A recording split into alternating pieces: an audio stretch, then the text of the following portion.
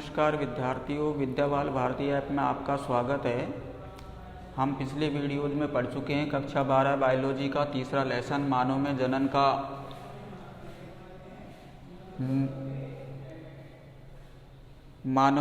जनन का पढ़ रहे हैं नर जनन तंत्र।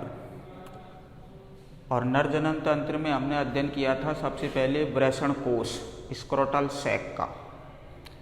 स्क्रोटल सैक जो रहे वो अपने आप में वृषणों को रखता है। मानव शरीर में 2 वृषण होते हैं अर्थात एक जोड़ी। वृषण के चारों ओर का जो आवरण होता है उसे हम वृषण खोल कहते हैं। और वृषण खोल द्विस्तरीय आवरण है, जिसमें पहला आता है वेजिनेलिस जिसको बाह्य आवरण कहेंगे, दूसरा आ जाता है एल्ब्यूजिनिया जिसको हम आंतरिक आवरण के नाम से जानते हैं।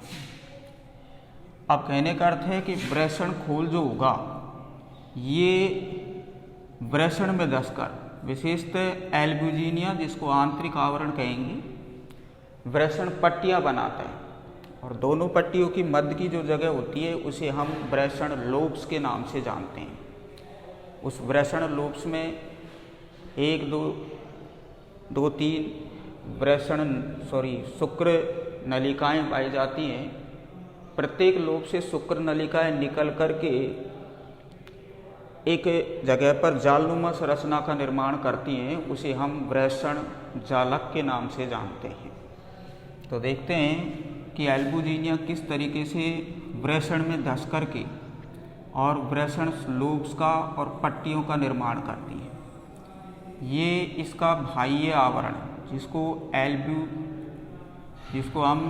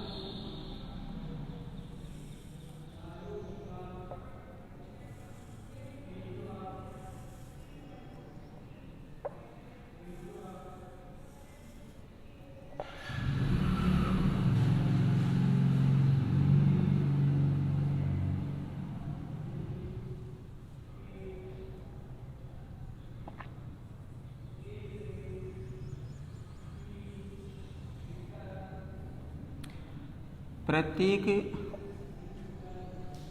ये वृषण लोब यहाँ से इस प्रकार से कुछ नलिकाएं जो होती हैं जो निकल करके इस वृषण पिंडकों के अंतर्गत जाती हैं, यानी कि इस तरीके से वृषण पिंडकों से कुछ नलिकाएं निकल करके, जिन्हें हम शुक्र वाहिकाएं या शुक्र नलिकाओं के नाम से जानते हैं।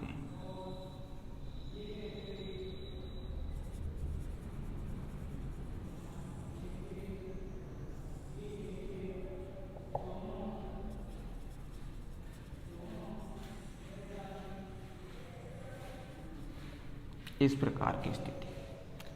अब देखते हैं कि यहाँ जो होता है ये वृषण जालक। तो कुल मिलाकर है कि ये जो पट्टी नुमा संरचना है, इस प्रकार की जो पट्टी नुमा संरचनाएं बनी हुई हैं इन्हें हम वृषण पट्टियाँ कहेंगे। ये जो बनी है तो ये वृषण पट्टियाँ कहलाती हैं, वृषण पट्टियाँ। दूसरी बात है कि यहाँ ये जो होते हैं इनको वृषण पिंडक के नाम से जानते हैं। पिंडक या लोब्स कह देते हैं, पिंडक या लोब्स। दूसरी बात है यहाँ जो ये जालनुमा संरचनाएं बनती हैं, जो प्रत्येक पिंडक से शुक्र वाहिकाएं निकल कर जाती हैं, शुक्र नलिकाएं निकल कर जाती हैं। इन शुक्र नलिकाओं को यहाँ जाकर इस प्रकार ये वृषण जालक कहलाता है, वृषण जालक। यहाँ ये नलिकाओं का एक जाल होता है, इसे ब्रेसन जालिका कहते हैं, जालिका। इसको हम ब्रेसन जालिका के नाम से जानेंगे। दूसरी बात यह है कि यहाँ से ये जो संरचना नीचे से इस तरीके से घूम कर के इस तरीके से जाती है, ये आगे चल कर के यहाँ से इस तरीके से होती है और आगे चल कर के एक नलिका के रूप में खुलती है, इस प्रकार से। तो कहने का अर्थ ये हुआ कि ये जो संरचना है ये अधिव्रसन का रूप होता है, इसे अधिव्रसन कहेंगे। ये तो ये हो जाते हैं अधिव्रसन पुच्छ, अधिव्रसन पुच्छ। दूसरी बात है ये अधिव्रसन का पार्ट है, अधिव्रसन। तो ये संरचना मिलकर के और इस प्रकार व्रसन को निर्मित करती हैं। इसे हम शुक्रवाहिका के नाम से जानते हैं, शुक्रवाहिकाएं,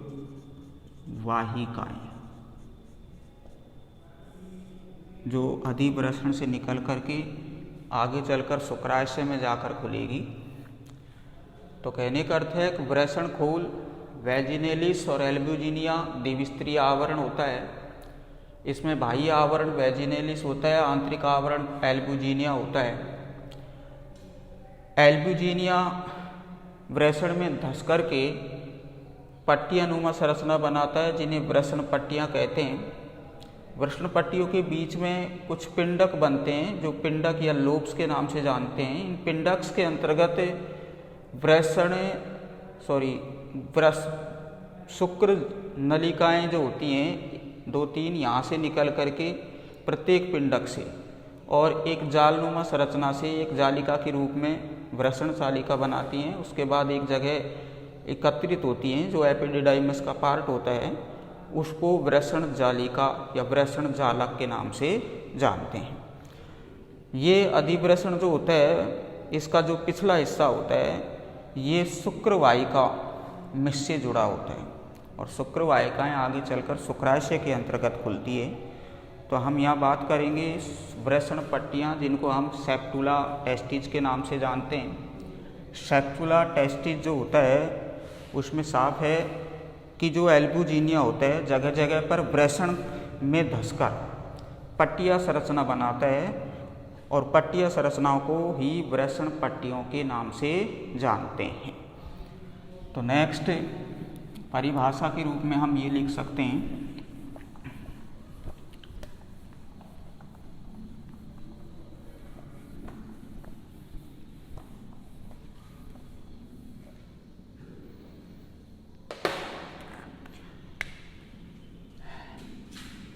व्रसन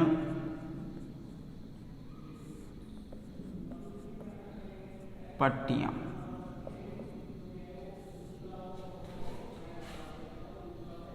व्रसन पट्टियाँ विशेषतः अभी आपने पढ़ा श्वेत कंचुक या एल्ब्यूजिनिया, श्वेत कंचुक या एल्ब्यूजिनिया।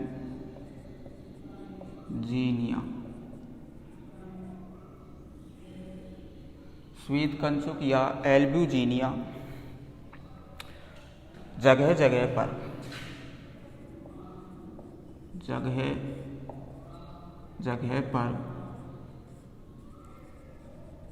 व्रसन में धंसकर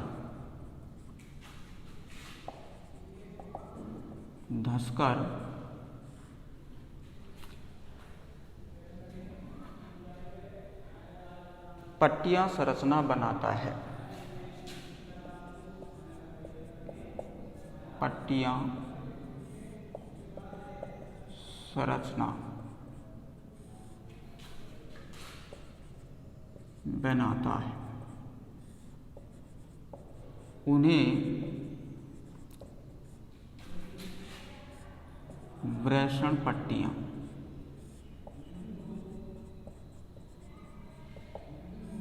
कहते हैं।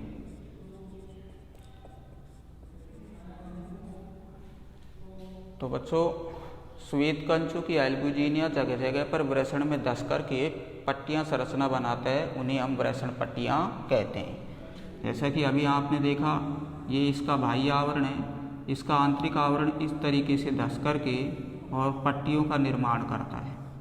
तो यहाँ एक लूप्स ये पट्टियां बन जाती हैं इस प्रकार की।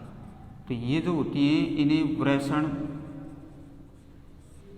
पट्टी या कहते हैं, वृषण पट्टियाँ। इस प्रकार की जो संरचना बनती हैं इन्हें वृषण पट्टियाँ कहेंगे।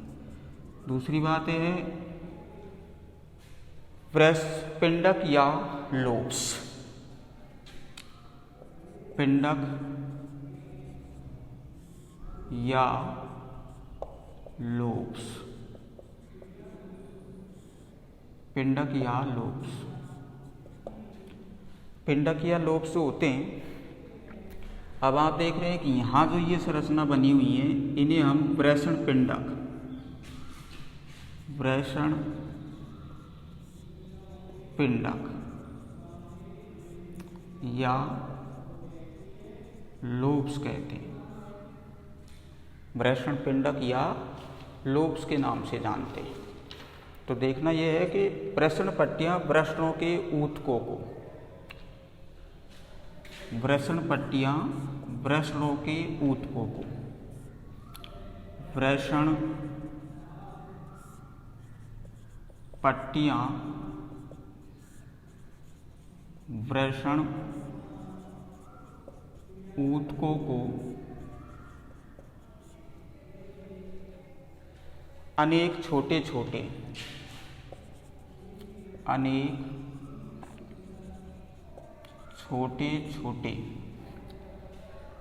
शंकुआकार या त्रिकोणाकार, शंकु आकार या त्रिकोणाकार,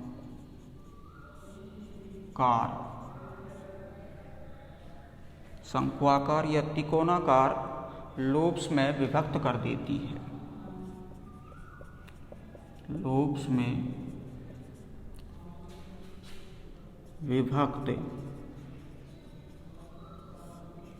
कर देती है, लोब्स में बांट देती है। उन्हें हम पिंडक या वृषण पिंडक कहते हैं। उन्हें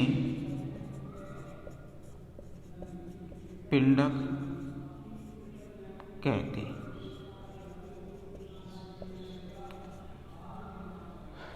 तो वृषणों का एल्ब्यूजिनिया इस तरीके से धस करके वृषण पट्टियां बनाता है। इनके मध्य में जो ऊतक होते हैं उनमें छोटे छोटे आकार के त्रिकोणाकार या शंकुआकार लोब्स बन जाते हैं, उन्हें हम पिंडक के नाम से जानते हैं। और प्रत्येक वृषण में 200 से 250 पिंड में विभक्त रहता है। प्रत्येक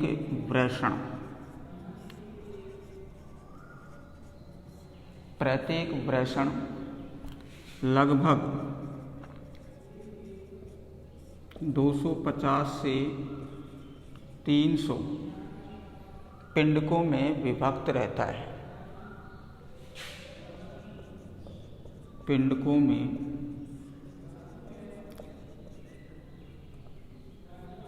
विभक्त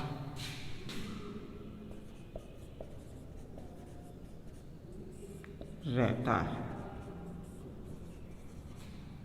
यानी कि प्रत्येक वृषण में जो पिंडकों की संख्या होती है वो लगभग 250 से 300 के समथिंग होती है। अब प्रत्येक वृषण जो होता है जिसका पिंडक है उनके अंतर्गत क्या क्या पाया जाता है। नेक्स्ट, वृषण पिंडक या लोब्स के अंतर्गत निम्नांकित देखने को मिलता है।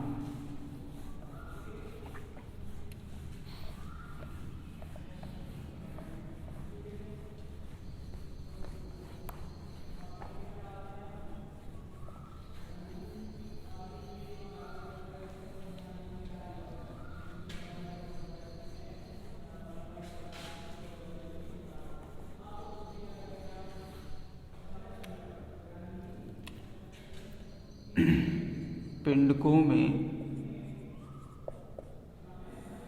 निम्न उपस्थित होते हैं।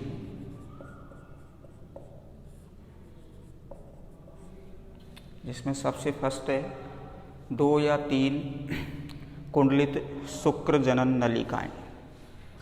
2 या 3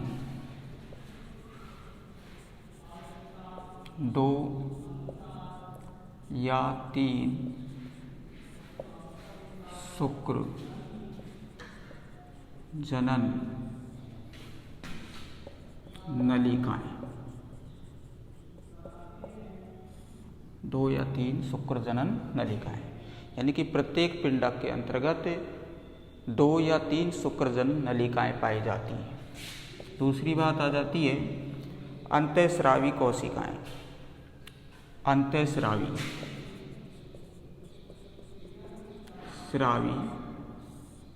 कोशिकाएं,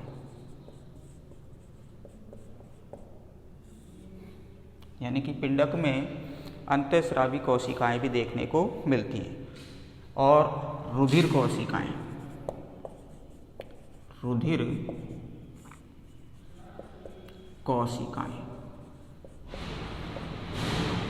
रुधिर कोशिकाएं भी पाई जाती हैं। साथ में होता है तंत्रिका तंतु।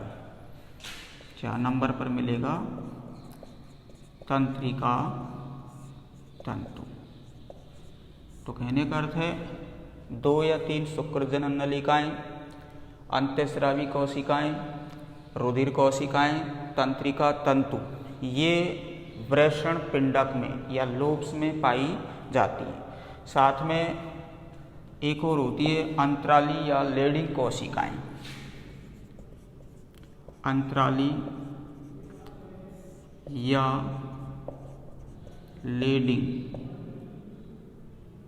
लेडिंग कोशिकाएं, ये भी वृषण पिंडकों में देखने को मिलती हैं कोशिकाएं। विशेष तौर से इनका जो कार्य होता है, ये नर हार्मोन टेस्टोस्टेरोन का स्रावण करती हैं। ये नर हार्मोन टेस्टोस्टेरोन का स्रावण करती है। अंतराली या लेडिंग कोशिकाएं जो होती हैं, जो वृषण पिंडकों में पाई जाती हैं, ये टेस्टोस्टेरोन नर हार्मोन का क्या करेंगी? स्रावण करेंगी। अब नर हार्मोन टेस्टोस्टेरोन का कार्य क्या होता है? जिससे नर में द्वितीयक लैंगिक लक्षण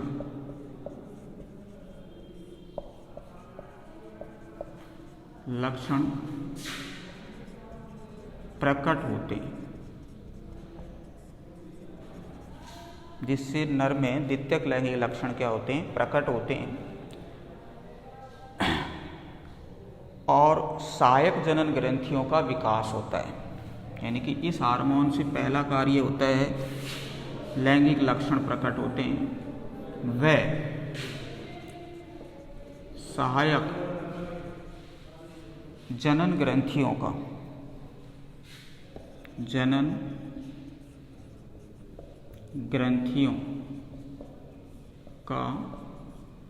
विकास होता है।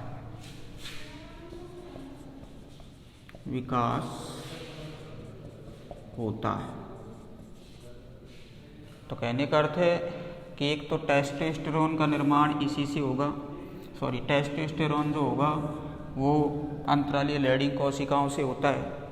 दूसरी कंडीशंस है कि जो टेस्टोस्टेरोन होता है ये द्वितीयक लैंगिक लक्षणों का विकास करता है। साथ में सहायक जो जनन ग्रंथियां होती हैं उनका भी विकास टेस्टोस्टेरोन हार्मोन की वजह से ही होता है। नेक्स्ट है अंतराली कोशिकाएं क्या होती हैं? वृषण पालिकाओं या वृषण जो पिंडक होते हैं शुक्रजन नलिकाओं से बाहर का स्थान जो होता है उन्हें अंतराली अवकाश कहते हैं, उन्हें अंतराली अवकाश कहते हैं। नेक्स्ट है tunica propria.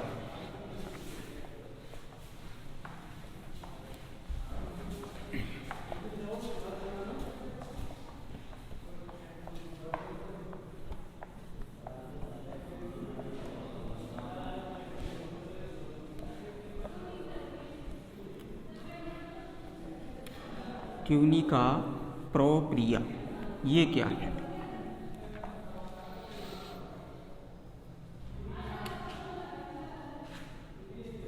Tunica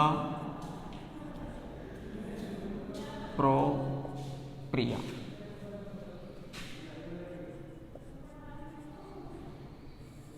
tunica propria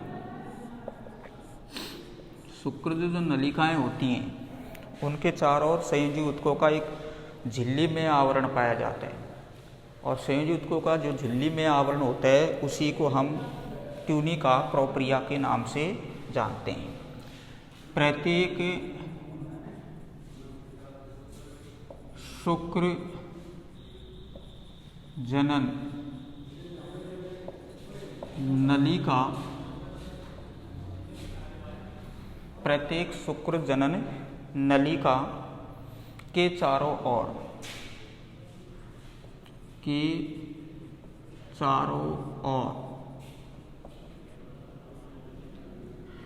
संयोजी ऊतकों का बना संयोजी ऊतकों का बना ऊतकों का बना झिल्ली में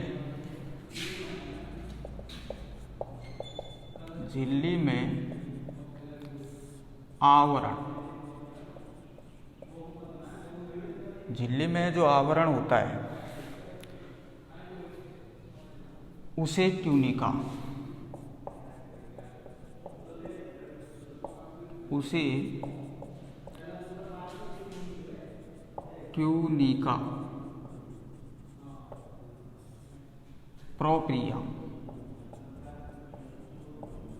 प्रोप्रिया कहते हैं।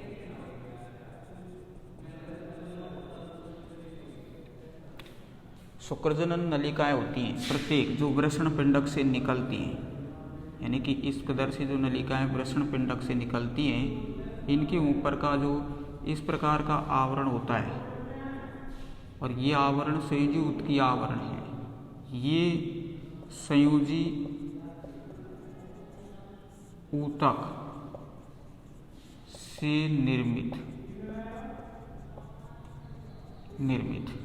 ये जो नलिका होती है इसे हम शुक्र जनन नलिका, और शुक्रजनन नलिका के ऊपर जो ये आवरण है जो संयोजी ऊतकों से निर्मित है ये कहलाएगा ट्यूनिका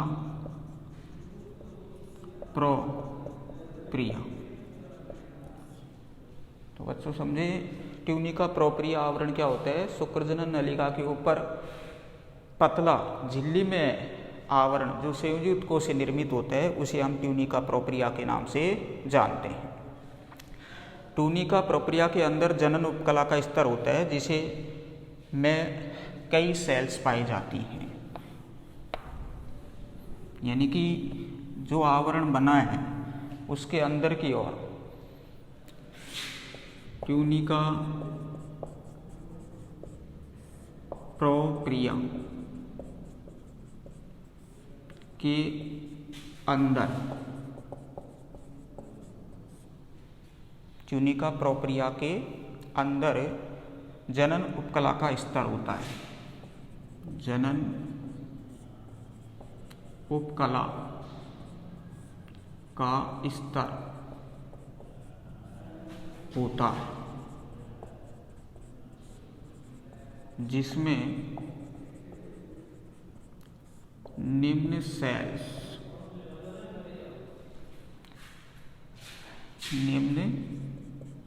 सेल्स पाई जाती हैं, जिसमें सबसे फर्स्ट है शुक्राणु जनीय सेल्स, स्मॉल ए, शुक्राणु जनीय सेल्स। शुक्राणु जनीय सेल्स ये शुक्रजनन द्वारा शुक्राणुओं का निर्माण करती हैं। ये शुक्रजनन द्वारा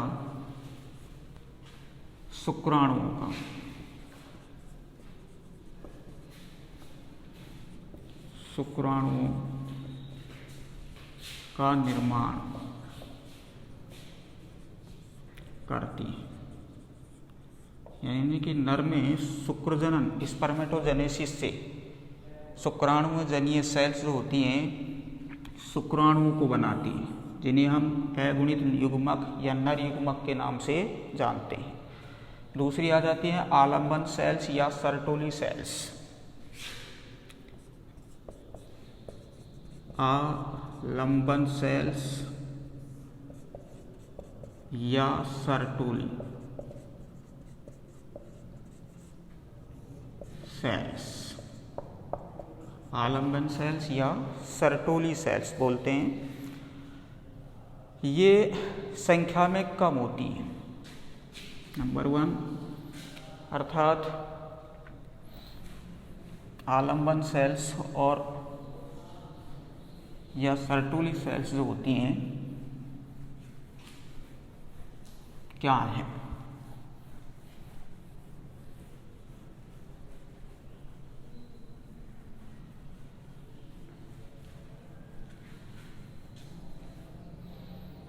फर्स्ट,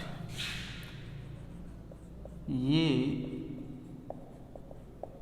संख्या में कम होती हैं।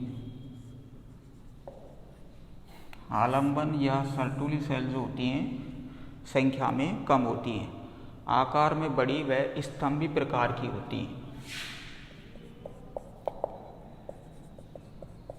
आकार में बड़ी व स्तंभी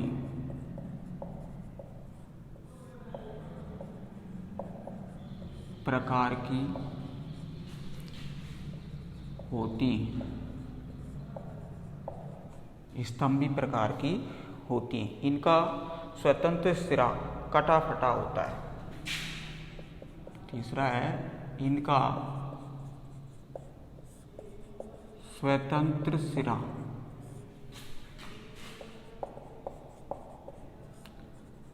कटा फटा होता है, कटा फटा होता है। यानी कि इसका जो अग्र छोर होता है वो स्वतंत्र है। स्वतंत्र सिरा कैसा रहेगा? कटा फटा। शुक्राणुपूर्व जो सेल्स हैं या स्पर्मेटिड्स जिनको कहते हैं वो आलंबन या सर्टोली सेल से सटकर लगी रहती हैं। विशेषतः शुक्राणु पूर्व या स्पर्मेटिड्स, शुक्राणुपूर्व या स्पर्मेटिड्स आलंबन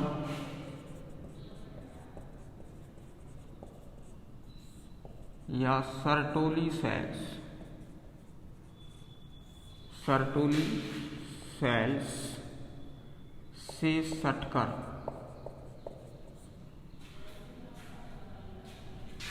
सटकर लगी रहती है।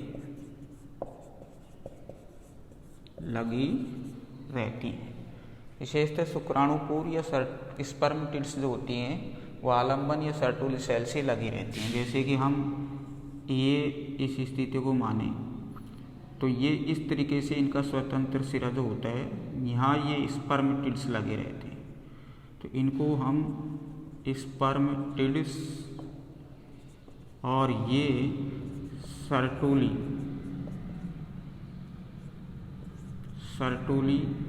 सेल्स आकार में बड़ी होने के कारण और स्तंभी प्रकार की होती हैं। तो इस प्रकार से जो ये सर्टोली सेल्स हैं, इनके अगर छोर स्वतंत्र होने के नाते जो स्पर्मटिड्स होते हैं वो इस तरीके से इनके साथ जुड़े हुए रहते हैं।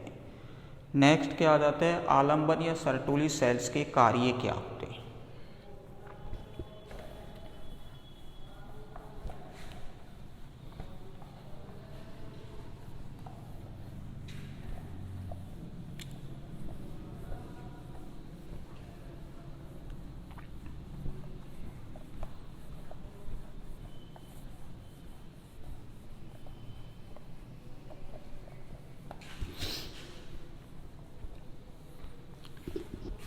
आलंबन या सर्टोली सेल्स के कार्य।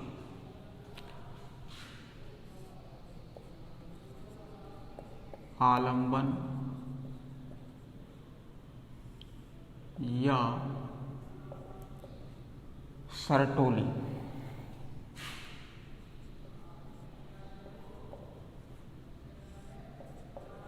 सेल्स के कार्य।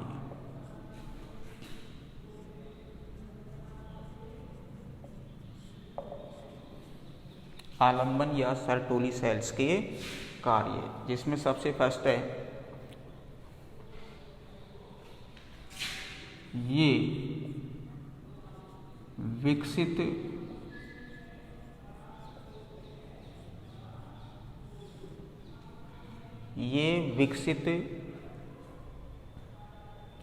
जनन सेल्स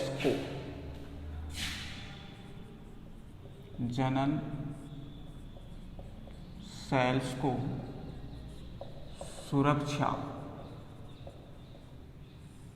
विकसित जनन सेल्स को सुरक्षा व आलंबन प्रदान करती है। व आलंबन प्रदान करती है। दूसरी बात ये आ जाती है, ये जनन सेल्स को पोषण प्रदान भी करती है। ये जनन सेल्स को पोषण प्रदान भी करती है,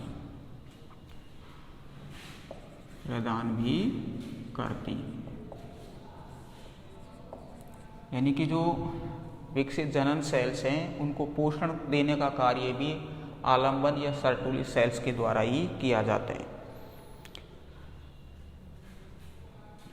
ये शुक्राणु पूर्व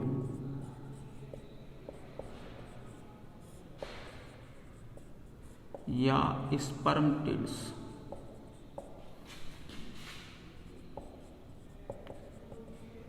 के अनावश्यक कोशिका द्रव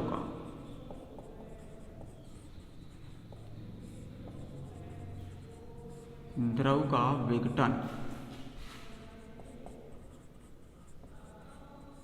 करती है। ये शुक्राणु पूर्व या स्पर्मटिड्स के अनावश्यक कोशिका द्रव का क्या करती है, विघटन करती है। दूसरी कंडीशन है शुक्राणु उत्पादन प्रेरित करने वाले शुक्राणु उत्पादन प्रेरित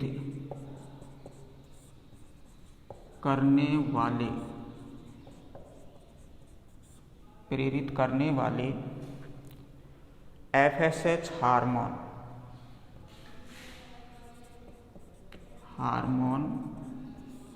FSH जो हार्मोन होता है फॉलिक स्टिमुलेटिंग हार्मोन्स की क्रिया का नियमन करने हेतु,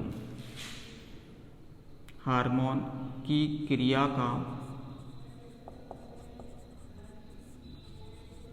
नियमन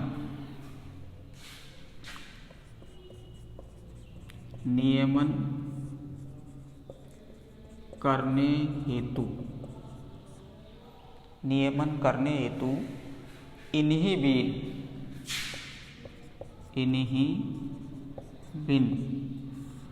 प्रोटीन हार्मोन का भी स्रावण करती है। इन्हीबिन प्रोटीन हार्मोन का भी स्रावण करती है। तो कहने का अर्थ ये हो गया कि शुक्राणु उत्पादन प्रेरित करने वाले हार्मोन FSH की क्रिया का जो नियमन करने हेतु इन्हीबिन प्रोटीन हार्मोन्स का भी संश्लेषण करती है। तो ये था आलंबन या सर्टोली सेल्स के कार्य, जिसमें लिखा है कि विकसित जनन सेल्स को सुरक्षा व आलंबन प्रदान करती है, अतः इन्हें आलंबन सेल्स के नाम से भी जानते हैं। ये जनन सेल्स को पोषण देने का कार्य करती है। और शुक्राणुपूर या स्पर्म टिड्स जो होते हैं, यानी कि शुक्राणु संरचना बनने से पहले की जो स्पर्म टिड्स हैं, उनके अंतर्गत उपस्थित जो अनावश्यक साइटोप्लाज्म होता है उसका विघटन करके शुक्राणु संरचना में बदलने का प्रयास भी यही करेंगे। शुक्राणु उत्पादन प्रेरित करने वाले हार्मोन जो होता है FSH की क्रिया का नियमन करने हेतु इन्हीबिन, विशेष तौर से इन्हीबिन प्रोटीन हार्मोन जो होता है उसका स्रावण भी ये सर्टोली या आलंबन सेल्स के द्वारा ही किया जाता है। नेक्स्ट आ जाते हैं वृषण जालक, जो कि अभी आपने पीछे देखा था कि जो वृषण पिंडक होते हैं उनसे 2 या 3 शुक्र जनन नलिकाएं निकल करके और प्रत्येक पिंडक से ये 2-3 नलिकाएं निकल करके जिस स्थान पर एक जालनुमा संरचना बनाती हैं वो उसको कहते हैं वृषण जालक।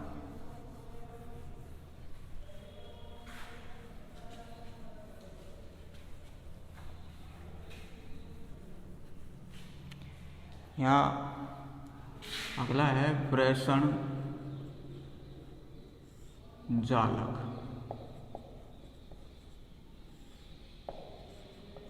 वृषण जालक शुक्रजनन नलिकाएं वृषण की सतह के पास से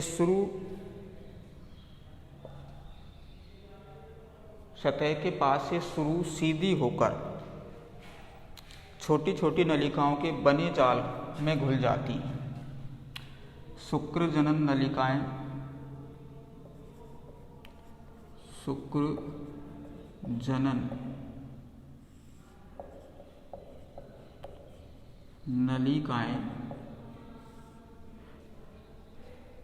वृषण की सतह के पास से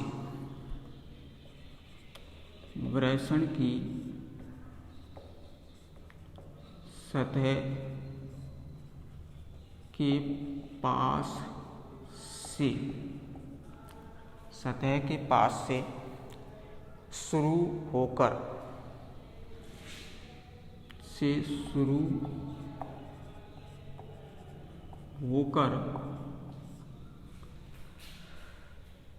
कम कुंडलित होकर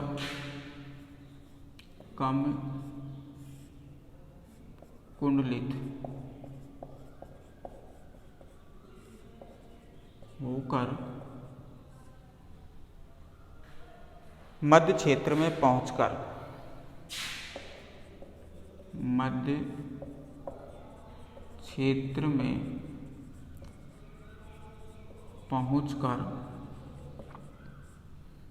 मध्य क्षेत्र में पहुंचकर सीधी होकर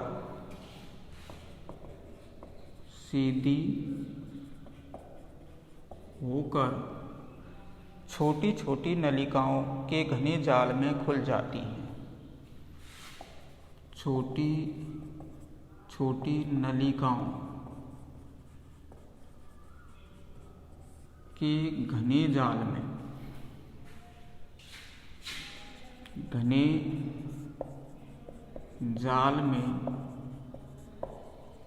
खुल जाती हैं, उसे वृषण जालक कहते हैं, उसे वृषण जालक कहते हैं, उसे वृषण जालक के नाम से जानते हैं। यानी कि वृषण जो होता है उससे इस प्रकार की नलिकाएं निकलती हैं जो कुंडलित हैं और आगे चलकर ये छोटी छोटी नलिकाओं के जाल में क्या हो जाती हैं, खुल जाती हैं। तो ये इसके मध्य सतह पर बना तो ये वृषण जालक का रूप ले लिया, वृषण जालक कहलाएगा। नेक्स्ट, शुक्र वाहिकाएं या अपवाहिकाएं, इसके विषय में हम पढ़ेंगे अगले वीडियो के अंतर्गत। तो आज हमने वृषण से संबंधित बातें पढ़ी थी, जिसमें वृषण खोल जो 2 भागों में विभक्त होता है, द्विस्तरीय आवरण पाया जाता है, वैजिनेलिस एंड एल्बुजिनिया। उसके बाद वृषण पट्टियाँ, जो एल्बुजिनिया है वो वृषण में धंसकर पट्टियों का निर्माण करता है, पट्टियाँ संरचना बनाता है, वो वृषण पट्टियाँ होती हैं। पट्टियाँ के बनने के बाद हमने पिंडक लोब्स,